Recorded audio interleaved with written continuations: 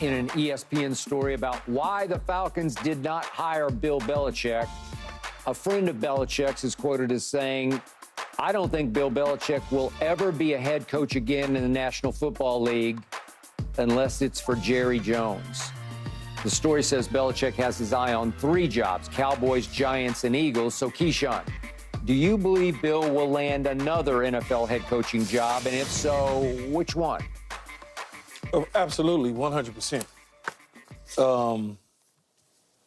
I don't know which one, right? I mean, it hasn't even started the season yet.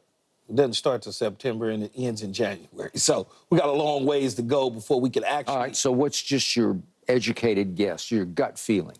Well, my educated guess and gut feeling is he will land an NFL job. So what happens in this process, as you know, Skip, there's like a book, a manual to getting back into the NFL as a head coach. What's the first thing you do when you're fired, you retire, whatever you want to call it? You go get on TV, or you do radio, or you break down film for some documentaries and people see you. Consulting. You do all of the things that get in the view of general managers and owners. This is what you do. You don't just go play golf. No one does that. They all do. Think about all the coaches that's ever been let go or decided to take a year or 2 off. They all go to still be in the eyesight, the view of the owners and the general managers. This ain't your normal coach now, though. Doesn't matter. Doesn't matter because it's in their DNA. What's he doing right now? He's getting prepared for the NFL draft, even though he's not drafted. He hasn't been in a facility. This is the first time in 40-plus years on draft day that he hasn't been in a facility that's doing some drafting. But he's still involved in it because there's a radio, there's a show here, there's this that he's doing. So you start there. Then the owners now have an opportunity to see you operate a certain way. They all do it, whether it's Mike McCarthy, Sean Payton, Bill Parcells, Cowher, you just name them. They all do it. From September to January, owners and general managers are trying to make a decision based on what ifs. What if we stub our toe and we're 1-9 now? We're probably going to get rid of so-and-so and so-and-so and so-and-so. So now when you start thinking about it and you think about teams, the Cowboys are the furthest thing from my mind about him being their next head coach. Because his personality, from what I know, unless he's changed in the last 3 months, that ain't the guy that I want to align myself with. I don't want to deal with a guy in control of everything and hovering over me. Don't get it. You mean to Jerry? Okay, to Jerry. Yeah. Don't get it twisted. I thought you meant you wouldn't want to align yourself with Bill. No, you wouldn't want to align yourself with Jerry if you are Bill, because that's not what I want. If you think about it, for 20-plus years, Mr. Kraft, I wouldn't even say 20, I would say 18 years. Mr. Kraft didn't, him and Jonathan didn't, they just was in the box eating sushi, drinking wine, and clapping. They were. Then all of a sudden... Because they had a whole lot to clap for, man. But then all of a sudden, they start worrying about if they should keep this player and if they should do that for this player. They start getting more involved from an operational standpoint. So now that relationship started to kind of separate. Because for the 18 or so years that I've been doing this, y'all haven't bothered me. Now y'all messing with me. Now y'all becoming like the rest of the owners. and so I don't want that. That's Jerry. So you start to look at the teams that he was aligned to this year.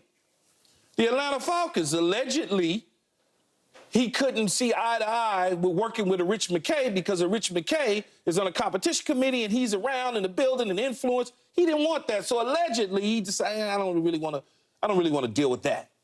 So when you start to look at the availability for jobs that could become available, let's not go far from, 95, that highway on the East Coast. Start with the Giants, if that becomes available.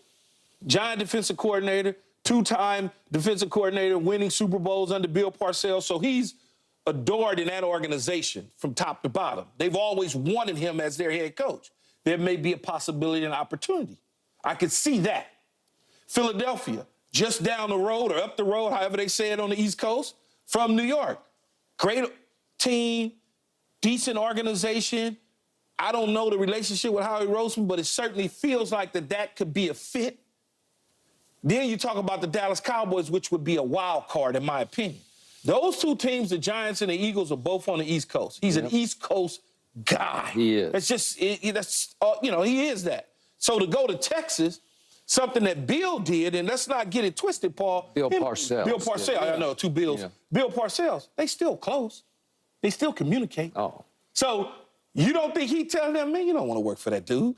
Because he tried. He tried it. And it blew up. As soon as you start moving in the right direction, Bill, all he's going to do is get involved. That's what he's telling them. Mm-hmm. And he's letting them know. But he can see it himself from afar because his guy, his friend, was a coach there once upon a time. Mm. But he certainly 1,000% will be a head coach and have major opportunities next year because they have a long runway, Skip, to evaluate him opposed to a month.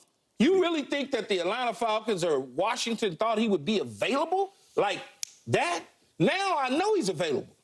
I know he'll be the #1 target out of all teams next year, all the coaches available next year, because he's out here for a whole year now. So I do believe he'll be coaching next year. Okay. Well, let me tell you something. This happens across all sports where you have a great coach, possibly the greatest coach, and you deal with certain owners.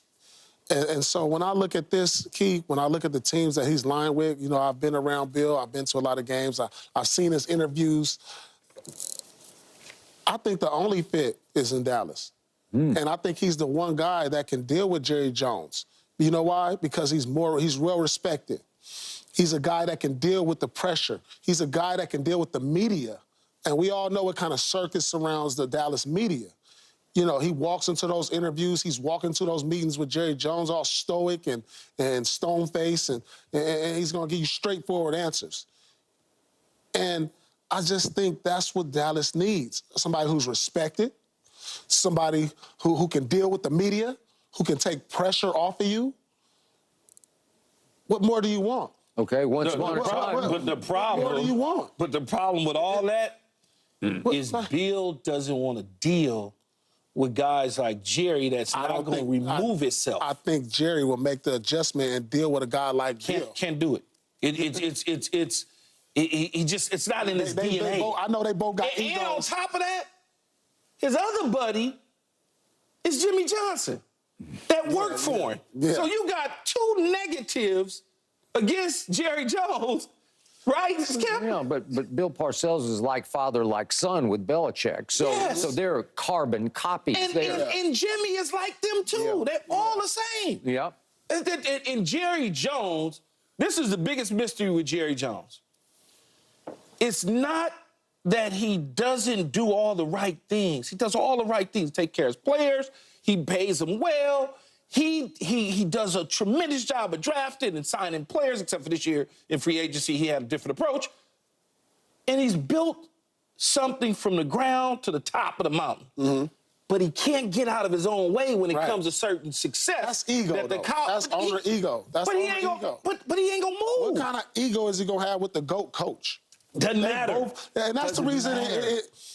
Listen, that's the reason that he's not Skip can in tell you New England now. Skip covered the Cowboys for 1,000 years. Mm-hmm. He can tell you as soon as it starts to go right, it starts going wrong. But that's not. It's going to go wrong from day one, minute one. No. I mean, he is hands-on. He is the owner and the operator. Yeah, but of even the Dallas with Jimmy, Cowboys. that wasn't the case till it got going good. Then all of a sudden he started getting in the way. Yeah, he got in the way to the point where Jimmy was like, man, I ain't got time for this. He was right in the middle of it from day one. Yes, but it wasn't as intense as it was in the end. In 1989, he's having dinners with Al Davis and his first training camp, and Al is teaching him how you have to coach the coach. That's what Jerry told me, because I'm doing a book on those Cowboys. Al says you got to coach the coach, so I got to learn how to coach Jimmy. And he had the infamous quote. How you quote. Gonna coach Jimmy? Okay, but he had the infamous quote that first summer. He told the magazine Vanity Fair, I could coach the SH out of this team if I so chose to. I could coach the you-know-what out of this team. No respect for what Jimmy did. That's correct. None, zero. Why do you think they blew up and fell apart? Yeah, and right when Bill started to turn them around, Parcells, he started meddling in personnel and He stuff. goes and gets Terrell And Owens. Bill, like, man, I'm out of here. Like, yeah. When you, man, listen, stay out the way. when you're a great coach, you don't want to go to a six. I don't understand the Giants because, like, when you dealt with winning, and this happens across sports, and you're an older coach, you want to try to get yourself in a situation to where I don't want to be in a rebuild. I don't want to be in mediocrity.